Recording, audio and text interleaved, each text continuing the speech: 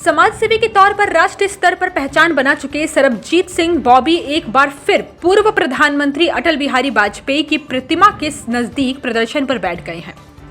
सरबजीत सिंह बॉबी शिमला के आईजीएमसी अस्पताल में मुफ्त लंगर की सुविधा देते हैं। यहां करीब एक साल बाद 25 अक्टूबर के दिन बहाल की गई बिजली पानी की सुविधा को प्रशासन ने एक बार फिर काट दिया है। इसके विरोध में सरबजीत सिंह बॉबी प्रदर्शन कर रहे हैं। शिमला के पूर्व डिप्टी मेयर टिकेंद्र पनवर भी सरबजीत सिंह बॉबी के समर्थन के लिए इस प्रदर्शन में पहुंचे। समाजसेवी सरबजीत सिंह बॉबी ने कहा कि उनके लंगर को राजनीति का शिकार बनाया जा रहा है। एक साल पहले भी उनके लंगर हॉल से बिजली पानी की सुविधा काट दी गई। 25 अक्टूबर के दिन जब उनके लंगर को साल पूरा हुए थे, उस दिन प्रशासन की ओर से बिजली पानी की सुविधा को दुरुस्त कर दिया गया, लेकिन शनिवार को एक बार फिर प्रशासन ने इस लंगर हॉल से बिजली पानी काट दिया। बॉबी ने कहा कि वे राजनीति से दूर रहना चाहते हैं, लेकिन प्रशासन राजनीतिक दबाव में उनके लंगर के साथ राजनीति करने की कोशिश कर रहा है। सरबजीत सिंह बॉबी ने आरोप लगाया कि जानबूझकर उन्हें परेशान करने का काम किया जा रहा है। गौरतलब है कि समाजसेवी सरबजीत सिंह बॉबी साल 2014 से शिमला के आईजीएमसी अस्पताल में मुफ्त लंगर की सुविधा चला रहे हैं। इसके अलावा सरबजीत सिंह बॉबी मरीजों के तीमारदारों को मुफ्त कंबल और बेडिंग की सुविधा भी देते हैं। सरबजीत सिंह बॉबी की पहचान राष्ट्रीय स्तर पर एक समाजसेवी के रूप में है। बॉबी लंबे समय से फ्यूनरल वैन चलाकर भी जनसेवा के काम में लगे हैं। मैं सभी का धन्यवाद करता हूं और आप हमेशा मेरा साथ देते हैं, सभी का धन्यवाद। हमारे साथ ये राजनीति पिछले 2-3 वर्षों से चल रही है और मुझे लगता था कि वो जो एक सीनियर एमएस जो हमें तंग करते थे, जो अब भगौड़े हो चुके हैं और आईजीएमसी छोड़कर जाके बरमौर में इलेक्शन लड़ रहे हैं, उसके जाने के बाद ये सारी राजनीति ख़त्म हो गई है। लेकिन राजनीति अभी रुकी नहीं है, राजनीति अभी भी चल रही है। और राजनीति ये चल रही है कि 25 तारीख को हमारा बिजली का कनेक्शन जो पिछले 13 महीनों से काटा गया था वो बहाल हो गया था।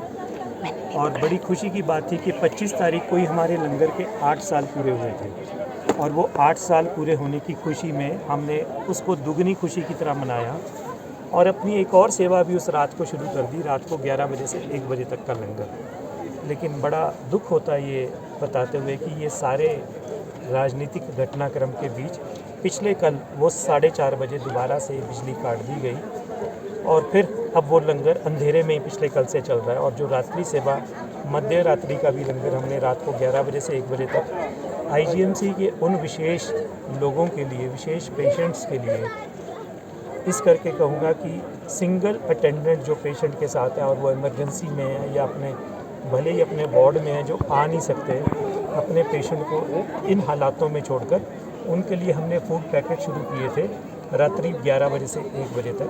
पहले दिन हमने रात को 12 से 2 किए थे, जिस दिन मैं स्वयं वहाँ पर मौजूद था, लेकिन अब वो 11 बजे से 1 बजे तक है।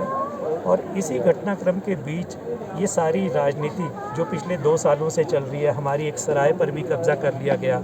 उस सराय की भी बहुत सारी वीडियोज़ वायरल हुई कि हमारे जो स्वास्थ्य मंत्री थे उन्होंने कहा था कि जी आप इनको दे दो, ये मुफ्त में चलाएंगे, कपड़े भी धोएंगे और खाना भी खिलाएंगे।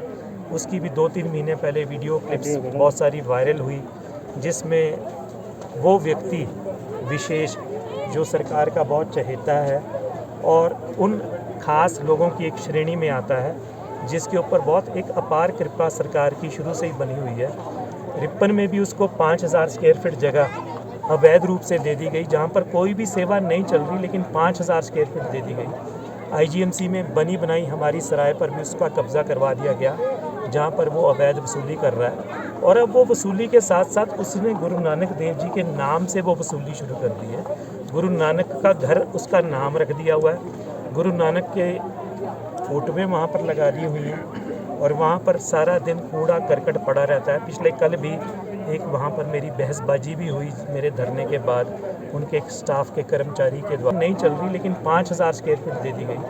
आईजीएमसी में बनी बनाई हमारी सराय पर भी उसका कब्जा करवा दिया गया, जहाँ पर वो अवैध वसूली कर रहा है। और अब वो वसूली के साथ साथ उसने गुरु नानक देव जी के नाम से वो वसूली शुरू कर दी है।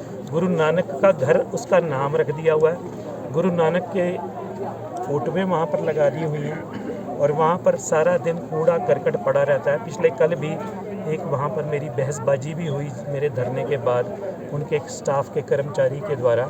मारपीट के भी वहाँ आरोप लगा हाँ, रहे हैं। वो आरोप उन्होंने ऐसे लगाए हैं कि मैंने मारपीट की, लेकिन वो कल सारा घटनाक्रम एक ही दिन में हुए कि जब मैं वापस गया तो बहुत सारा कूड़े का ढेर, पत्तलों का, झूठे पत्तलों का, वो गुरु नानक देव की फ़ोटो के नीचे पड़ा हुआ था।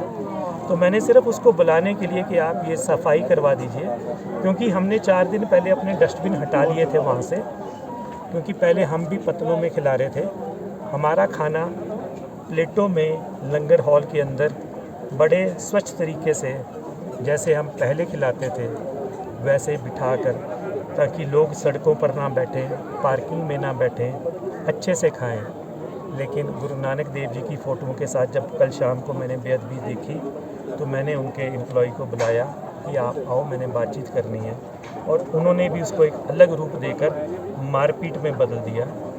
मेरा सरकार से आग्रह है, मैं किसी भी पार्टी से बिलोंग नहीं करता, उस लंगर में राजनीति ना की जाए। गुरु नानक देव जी के नाम के साथ जो एक दुर्गति की जा रही है और अवैध वसूली की जा रही है वो तुरंत बंद करवाए, वरना ये एक ऐसा मुद्दा बन जाएगा कि आने वाले समय में इनको संभालना भी मुश्किल हो जाएगा। इस बार जब आपका कनेक्ट हिमाचल प्लस न्यूज के लिए शिमला से पुष्पेंद्र चौधरी की रिपोर्ट।